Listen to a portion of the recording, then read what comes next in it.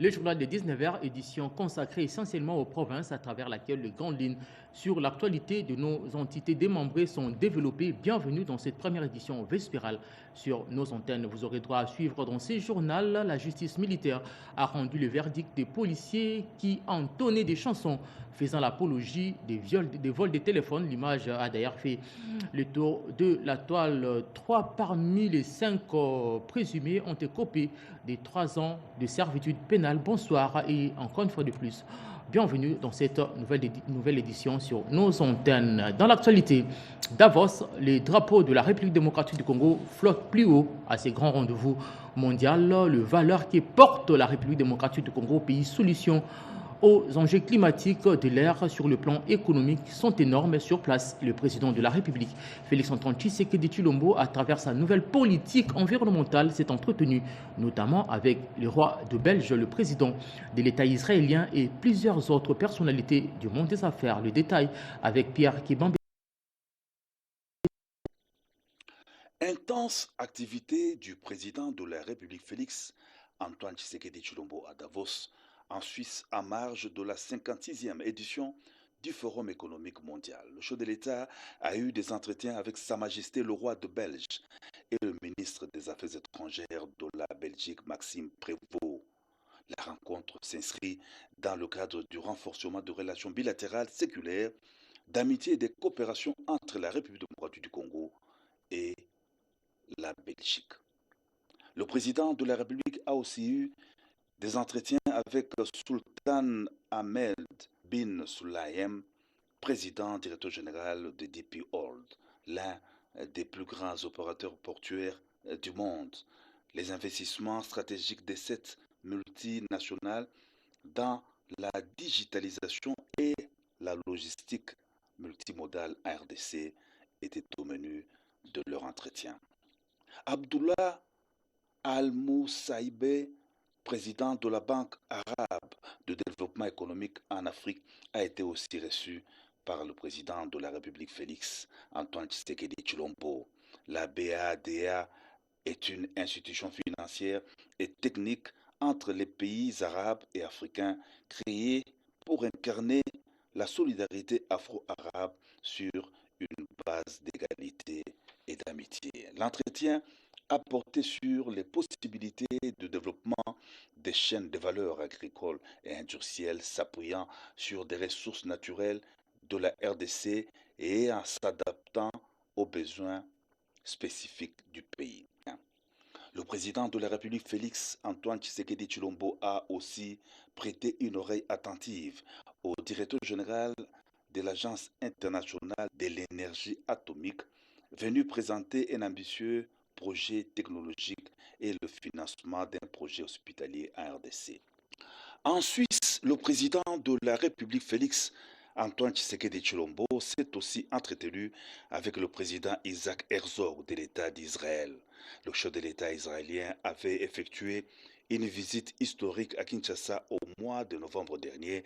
Le raffermissement de relations bilatérales entre la RDC et Israël était au cœur de leurs échanges.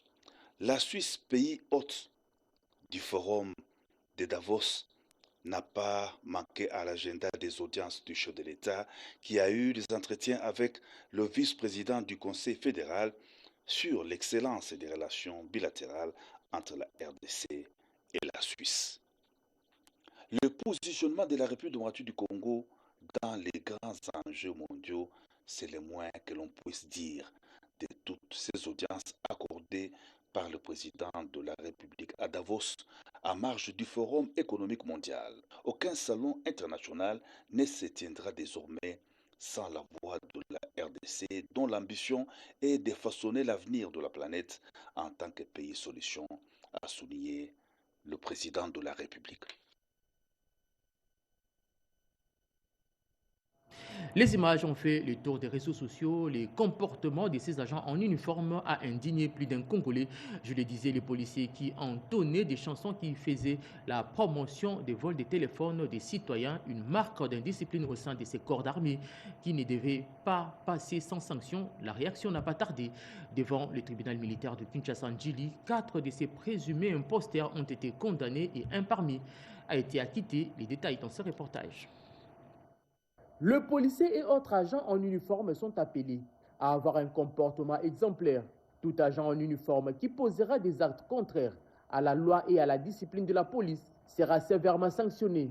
Ainsi en a décidé le vice-premier ministre, ministre de l'Intérieur et Sécurité, Jacquemin Tchabani. Et pour lier la parole à l'acte, 5 policiers accusés de faire l'apologie de vol de téléphones portables aux citoyens comparaissent depuis le mardi dernier devant la justice militaire.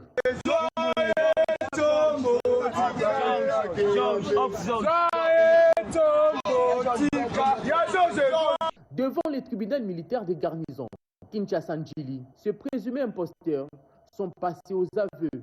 La justice militaire a rendu son verdict. 3 policiers ont été condamnés à 3 ans de servitude pénale principale assortie du paiement de frais d'instance fixés à 200 000 francs congolais chacun. Le 4e policier, poursuivi par non-dénonciation d'une infraction, a été acquitté, tandis que le 5e écope de 12 mois de servitude pénale avec sursis. Ils ont reconnu l'existence de la consigne des carrières des policiers en son article 51, alinéa 3e, et de l'article 9 du Code de conduite de l'agent public de l'État. Les revenus ont violé en portant atteinte à l'honneur de la police. Sur ce, l'accusation sollicite leur condamnation. Entend ainsi bâtir une police nationale véritablement professionnelle et disciplinée des droits humains. Les Banyamulenge contraints de quitter Uvira pour Kamanyola par l'armée rwandaise et les M23 expriment clairement la volonté de retourner chez eux. Ces déplacements a tout l'air d'une prise d'otage. Les éléments tournés sur les terrains démontrent que la sécurité est assurée à Uvira pour tous les citoyens. Un commentaire signé Edith Chala.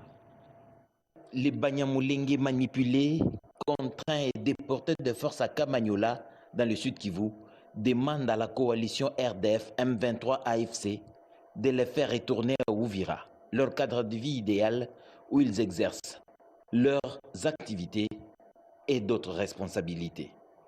Ils refusent de voir leurs enfants devenir sans abri, eux-mêmes se transformer en nécessiteux et leurs femmes vivre le calvaire.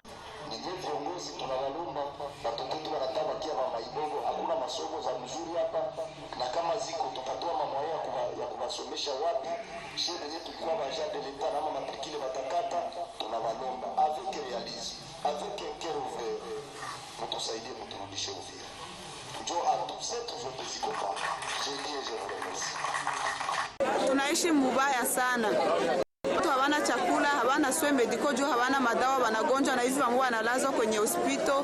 Tuko na wajawazito ambao wiko na avorte, wengine wanazala hawana hata na maternité kwa batazalia, na wazee na wengine wanalala mbaya. Kuna kuta familia moja na accueillir au moins 5 familles pour une chambre et salon. Contrairement aux mensonges diffusés par la brigade avancée du Rwanda en RDC, la FCM 23, pour justifier leur déportation, ces compatriotes Banyamulenge sont étonnés de constater que ceux qui sont restés à Uvira n'ont été ni inquiétés ni tués, ni agressés, encore moins blessés par les Wazalendo ou les FARDC. Bien au contraire, ces derniers ont assuré leur protection contre les actes prémédités de la coalition RDF AFCM 23 visant les Banyamulenge n'ayant pas cédé à la manipulation. Et dans la province de l'Ituri, précisément à Ariwara, un vent d'espoir soufflait déjà. Après les affrontements, les communautés regagnent progressivement leur milieu naturel dans un climat de paix renforcé. La sécurité redonne l'espoir à la jeunesse engagée dans la dynamique de l'entrepreneuriat pour bâtir son avenir et stimuler l'économie locale. D'autres précisions dans ces reportages signés José Ukelo.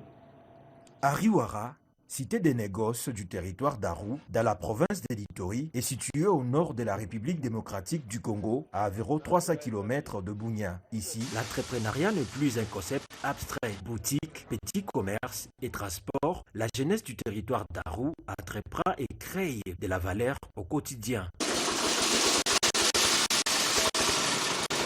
Dans un climat de paix et de stabilité, plusieurs projets de développement de la réhabilitation de routes nationales et des dessertes agricoles facilitent la mobilité et l'accès au marché.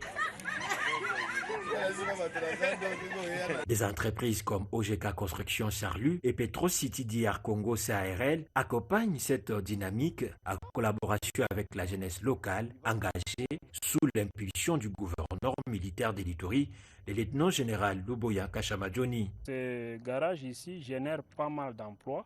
Si nous comptons seulement les journaliers qui viennent travailler dans ce garage, c'est pas moins de 20.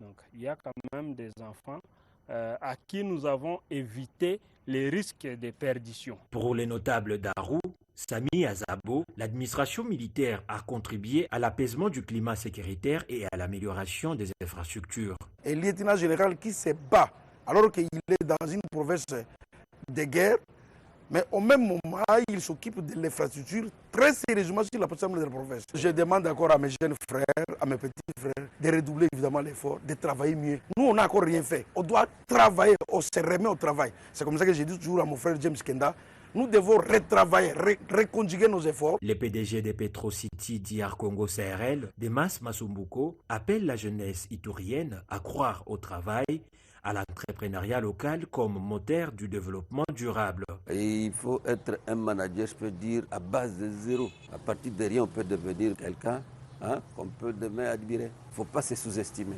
Une dynamique qui s'inscrit dans la vision du président de la République, Félix Antoine Tshisekedi Tshilombo, axée sur la stabilité et le développement local. Le message est clair, une cohabitation pacifique gage d'une paix durable. C'est ce qu'on peut retenir du contenu des messages du gouverneur provincial intérimaire de la province du Haut-Lomami. C'est ce qui ressort de l'itinérance de l'autorité provinciale dans le but de renforcer l'unité et la stabilité dans cette partie du pays. Reportage. Séjournant dans les territoires de Boukama, Mouzi Wakadilo Rosen, vice-gouverneur du Haut-Lomami, a présidé une réunion des conseils de sécurité. Question de placer au peigne fin la situation sécuritaire dans cette entité administrative. Au cours de ces conseils, l'administrateur des territoires adjoint en charge des questions politiques et administratives a redressé à l'autorité provinciale Rosen Mouzi Wakadilo l'état général de la situation dans les territoires de Boukama. Après cette séance, pour se rassurer du climat qui règne sur l'ensemble de la cité, l'honorable Mouzi Wakadilo Rosen a visité les écoles sur place. Le constat est que les élèves y étaient présents. À l'issue de cette visite, le chef de l'exécutif provincial ad intérim a placé un mot. Nous constatons que tous les élèves, jadis qui avaient peur, mais dès aujourd'hui, ils ont repris le chemin de l'école. Dans chaque salle, nous avons trouvé quand même des nombres suffisants des élèves, mais aussi des enseignants qui sont déjà là. C'est rassurant. Nous avons parlé aux élèves qu'ils sachent que la paix est démise ici chez nous au Haut-Lomami et dans la cité Boukama. Dans la même journée, les patrons AI a mis le cap sur l'hôpital général de référence de Boukama pour se rassurer de la situation de la gratuité de la maternité prônée par les garants de la nation Félix Antoine Tshisekedi Tshilombo. Arrivé à la cité de Luena, accompagné des élus provinciaux dont la vice-présidente de l'organe délibérant, les membres du conseil de sécurité, c'est du gouvernement provincial. La police nationale congolaise a réservé à l'honorable Mouzi Wakadilo Rosen des honneurs dignes de son rang. Pour lutter contre le banditisme urbain dans la commune de Manika, le bourgmestre a effectué une descente sur le terrain avec le policier dans le but de traquer ces inciviques. En parallèle, dans la province du Lualaba, le cercle des étudiants kimbanguistes a clôturé la conférence historique sur la transmission du savoir et l'excellence intellectuelle. Renette Koulunga et Toto Sungo dans ces reportages. Au Lualaba, la province est résolument engagée à combattre le phénomène chégué et le banditisme. De la rue, le bourgmestre de la commune de Manika, avec la police provinciale, ont mené des opérations pour mettre hors d'état de nuire ces bandits. La nuit d'hier, au niveau des quartiers Moïse Tchomé, précisément à Kamagnola, nous avons été appelés par la population. Il y a eu des inciviques qui ont mis des barricades et ils ont mis les gens mal à l'aise. Alors quand nous avons contacté le général, il a mis des patrouilleurs de ses côtés et là nous sommes presque à 22 heures. Ces éléments ont arrêté beaucoup de gens. Comme vous le savez, la mendicité, les vagabondages, la gestion des malfaiteurs, c'est réprimé par la loi. Donc, merci beaucoup, félicitations à mon général ainsi que ces éléments. Le commissaire provincial invite les parents à assumer leurs responsabilités. Le cercle des étudiants du Lualaba se veut un creuset de réflexion pour la province. Il a convié quelques personnalités pour réfléchir sur la transmission du savoir et l'excellence intellectuelle. Ils ont exhorté les jeunes à être créatifs et le moteur pour une société où règne l'éthique et la responsabilité. Les efforts sont considérés et vous l'avez traduit en me remettant ces brevets. Voilà pourquoi je dis que les choses ne tombent pas toutes de l'arbre, elles se méritent. Alors, je vous dis merci. Je dis merci à l'Église. Je dis merci à tous les jeunes. Et moi, à mon tour, je vais dédier ces brevets à notre éclaireur de la province, qui est Son Excellence, Madame la Gouverneure, qui du reste est témoin de notre parcours. La ville d'Issiro a connu ce jour le lancement de l'année fiscale à édition 2026 avec la remise des assignations pour l'exercice budgétaire. En question, une cérémonie placée sous la vision du président de la République Félix-Antoine Tshisekedi Tshilombo, matérialisée dans la province par le gouverneur Jean Bakomuto Pierre-Mbouyo pour les reportages.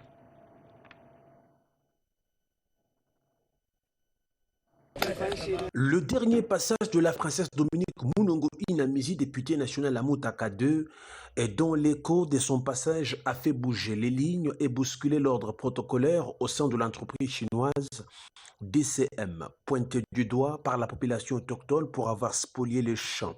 Une séance de travail qui s'est déroulée en présence de la société civile, du représentant de la communauté, du secrétaire du village, représentant personnel du chef du village empêché et de l'avocat des victimes. Face à ses interlocuteurs, l'élu légitime du peuple Inamizi est clair. Le respect de la procédure dans la délocalisation, l'indemnisation des véritables acquéreurs des espaces spoliés. Nous leur avons aussi suggéré d'atténuer ce genre de harcèlement et de plutôt communiquer. Donc la communication et l'harmonisation des listes pour savoir les populations qu'on va indemniser, leur trouver un site où ils pourront être délocalisés en toute quiétude et continuer leurs champs et leurs travaux. Les hôtes Inamizi l'ont rassuré d'avoir pris en charge complètement la dame victime issue d'une incompréhension et ont rassuré à l'élu légitime du peuple sous le respect des obligations et reste favorable à toute solution concertée.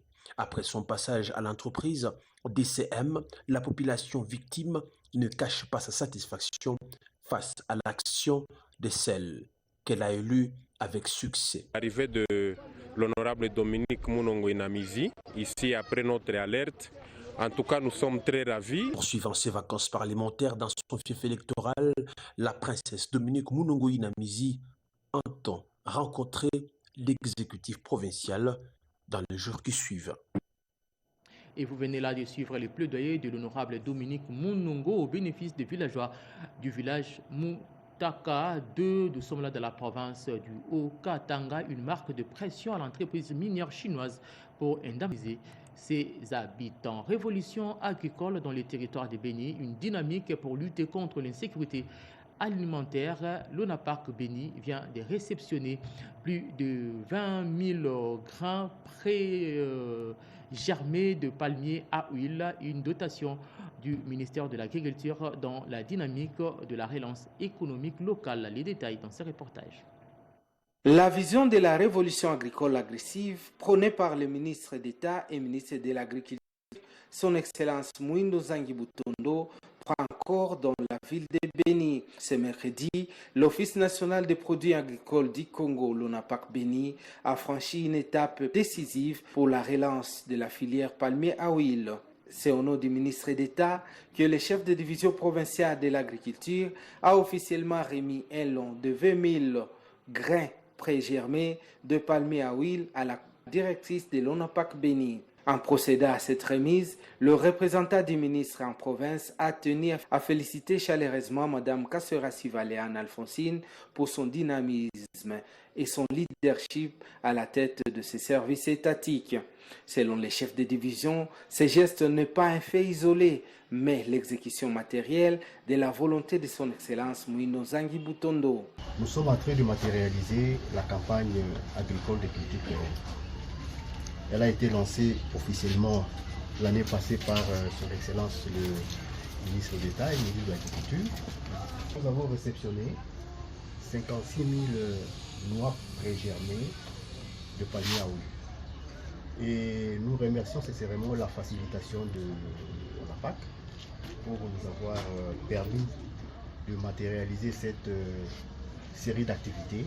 Avec 20 000 semences de haute qualité en provenance de Malaisie, l'ONAPAC Béni s'apprête à redonner les sourires aux planteurs de la région, marquant ainsi le début d'une nouvelle ère pour l'agriculture dans le Nord Kivu. Face à l'urgence provoquée par l'avancée spectaculaire des érosions dans certains quartiers de la ville de Kolwezi, la chef de l'exécutif provincial du Lualaba, Fifi Masuka, intensifie les actions sur terrain. Au quartier Joli Site Kibwiza, une intervention nocturne a été coordonnée par le ministre provincial des Infrastructures et Travaux publics, nous dit Yolande Voka dans ses reportages. Le ministre provincial des Infrastructures et Travaux publics, le professeur Moïse Moukepe, accompagné des directeurs provinciaux de l'Office des routes et de l'Office des voiries et drainage, a effectué une descente des terrains aux environs de 23h heure locale du mercredi 21 janvier 2025 pour superviser la poursuite de la campagne des luttes anti-érosives initiée par le gouverneur de province, Fifi Masuka Seni, au quartier Jolicite Kibwiza. Sur place, d'intenses travaux sont en cours afin de venir à bout des têtes d'érosion qui menacent ces quartiers périphériques de la ville de Kolwezi. Une mobilisation exceptionnelle d'engins lourds et des camions travaillant sans relâche témoignant de la détermination de l'autorité provinciale à mettre fin au calvaire des habitants, sauver des vies humaines et préserver cette zone exposée au risque de disparition. Malgré la reprise des travaux en pleine nuit, cela n'a nullement empêché l'émissaire de la gouverneure Masuka de se rendre sur les sites pour s'assurer de l'effectivité et de la bonne exécution des travaux, preuve de l'engagement sans faille de l'exécutif provincial. Surpris par la reprise des travaux, des jeunes se sont rapidement rassemblés, scandant des chants à l'honneur des autorités provinciales. Profitant de l'occasion, les patrons provinciaux des infrastructures et travaux publics a sensibilisé les jeunes à la sécurisation des engins déployés sur les sites, insistant sur leur rôle dans la protection de ces ouvrages d'intérêt public.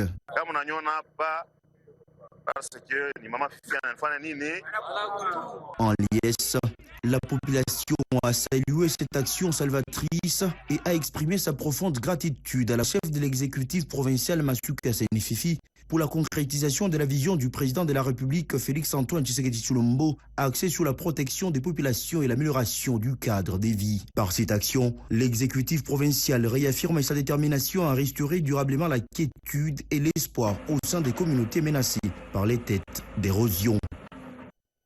Et dans la province de Lomami, l'heure est au lancement des travaux de construction du pont Chibikosa et l'entretien de 20 km de la route Liputa Kachisongo avant l'ouverture officielle du pont Kamutambayi, ouvrage stratégique déjà opérationnel. Ces réalisations sont exécutées par l'Office de route sous la coordination du directeur provincial Guy Bravongoï. D'autres détails dans ce reportage. Nous sommes dans la chefferie de Kachisongo, territoire de Lulou, en province de Lomami. Devant différentes couches d'autorités politico-administratives, sécuritaires et coutumières, notamment le grand chef Augustin Kabouabat Djantel, le vice-gouverneur Célestin Kayembecha Chubola a procédé au lancement officiel des travaux de construction du pont Chubikosa ainsi qu'à l'entretien de 20 km des routes sur l'axe Luputa-Kachisongo. Ces travaux sont exécutés par l'Office des routes Lomami et supervisés par le Bureau technique des contrôles, BTC. Selon Johnson Kankolongo, chef des divisions techniques de l'Office des routes, ces ouvrages sont d'une importance capitale. Ils symbolisent notre volonté de connecter les communautés et de favoriser les échanges et de stimuler l'économie locale. Parallèlement, L'entretien de l'axe routier Luputa-Kachissungu est une étape cruciale. Les travaux à exécuter par l'Office des routes consisteront sur le point ci-après. Les travaux de terrassement qui incluront les doublés meubles et le remblai emprunt, l'assainissement avec des fouilles en terrain meuble pour les ouvrages, la construction des culées, la construction de tabliers en béton armé. Il a à cette occasion non seulement présenté la note technique de ses travaux, mais aussi salué le leadership du directeur général de l'Office des routes, le professeur Janoki Kangalangoy. Dans la même chefferie de Kachissungu, le vice-gouverneur de Lomami a également procédé à l'inauguration du pont Kamutambayi, jeté sur la rivière du même nom et construit par l'Office des routes. D'une longueur de 51 mètres, le pont Kamutambayi est un ouvrage réalisé grâce au président de la République, Félix-Antoine Tshisekedi Tshilombo. Avec le lancement des travaux du pont Tshibikosa et l'inauguration du pont Kamutambayi, L'université de Bokungu, créée il y a 2 ans, renforce la qualité de sa formation. Elle accueille des professeurs ordinaires de l'université de Kinshasa venus dispenser des cours aux étudiants. Une initiative portée par le ministre Guy Londo en faveur de la formation de la jeunesse et du développement de la province. Reportage. L'université de Bokungu a accueilli ce week-end de professeurs ordinaires de l'UNIKIN venus dispenser des cours aux étudiants de cette entrée du pays. Créée il y a à peine 2 ans, cette jeune institution universitaire est l'initiative du ministre Guy Londo Mboyo, avec pour ambition de rapprocher l'enseignement supérieur de qualité de population à l'arrière-pays. Cette fois-ci, nous sommes encore à revenir pour aller enseigner à l'université Ouidal de Bokungu, pour apporter notre expertise et puis former les jeunes de Bokungu qui veulent devenir des cadres universitaires. L'université Bokungu, c'est une université qui a de l'avenir. Parce qu'il faut voir le moyen que l'excellence est en train de déployer. C'est une jeune université. Jusque-là, à 80%, c'est financé par ses fonds propres. Et puis, toutes les conditions, la manière dont il se dépense, la manière dont il est en train de s'investir pour cette université, d'ici 5-10 ans, c'est une université vraiment qui aura de l'avenir, qui peut être comparée à d'autres universités à travers le pays. Mais pour le moment, vraiment, c'est une université qui promet, c'est une université qui a de l'avenir. C'est la raison pour laquelle, voyez-nous, il y a beaucoup de professeurs ordinaires ici qui ont accepté de se déplacer pour aller assurer les enseignements là-bas. Je t'ai dit que l'année passée, j'y étais. Et si j'ai accepté d'y aller cette année, c'est parce que j'estime que les conditions sont bonnes. Les conseils d'administration de la MIBA ne jurent que pour la relance de la minière de Bakwanga sous le leadership du président de la République, une affirmation du président du conseil d'administration Jean-Charles Okoto le mardi dernier lors de son retour en Mbujimai. Détail dans ce reportage. Le PCA de la MIBA est rentré mardi 20 janvier 2026 en Mbujimai. Jean-Charles Okoto Lolakombe revient d'une mission officielle de quelques mois à Kinshasa et à l'étranger pour le bien-être de la MIBA. À l'aéroport, il a été salué par le DT Albert Kalonji Ditutu à la tête de ses collègues directeurs et travailleurs MIBA, des chefs coutumiers de Bakwanga, du collectif des enfants MIBA et de la communauté en Kuchwana Mongo. À sa résidence officielle sur Kimberley 5, la joie était totale et chaque regroupement arborait ses calicots. Le collectif, à cette occasion, a lu son mémorandum pour réclamer le salaire des travailleurs de 7 mois impayés et la relance de la minière de Bakwanga.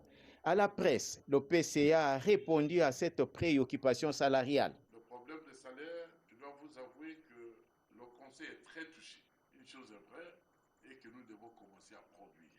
Quand nous produisons, nous payons nos salaires, nous payons nos travailleurs, et en même temps nous contribuons à l'économie du pays. Les 50 millions de dollars américains promis par le chef de l'État, Félix-Antoine Tshisekedi Tshilombo à la MIBA vont bientôt tomber, a dit le PCA, car le gestionnaire est déjà connu.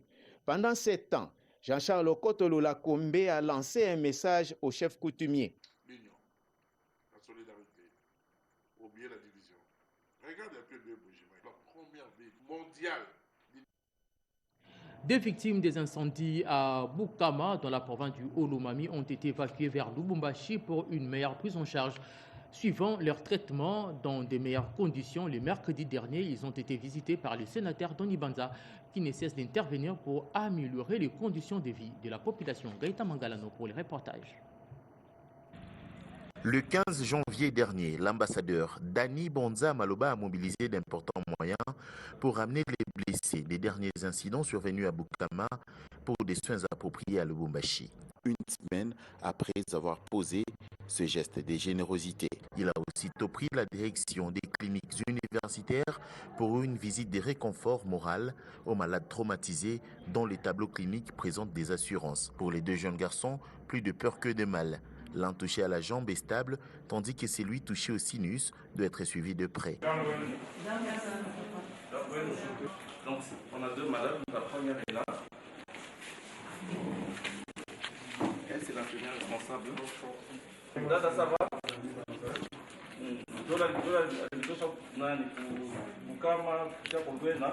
S'agissant des deux jeunes filles, l'espoir est permis à en croire les explications du médecin traitant.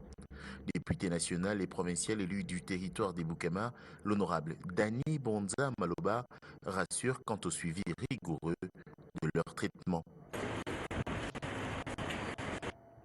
La police nationale congolaise, à travers la commission permanente des suivis des appareils mobiles, reste déterminée à traquer les trafiquants d'appareils de communication et les réseaux de resellers. Mission rendue réelle au cours de la cérémonie de la remise des appareils volés à leurs propriétaires. La cérémonie s'est déroulée au siège de la police judiciaire dans la commune de la Gombe. À Iverson Kaboba pour les reportages. C'était un moment de soulagement et d'émotion pour ces victimes.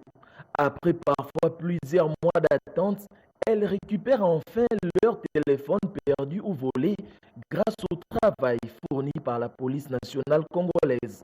À travers la COPSVAM, la police nationale congolaise démontre sa détermination à mettre hors d'état de nuire les trafiquants d'appareils de communication et les réseaux de recel qui opèrent sur l'ensemble du territoire national. Alors aujourd'hui, comme d'habitude, nous sommes venus remettre des téléphones volés auprès des victimes, auprès, je dirais, des propriétaires des téléphones. Vous allez récupérer les téléphones volés.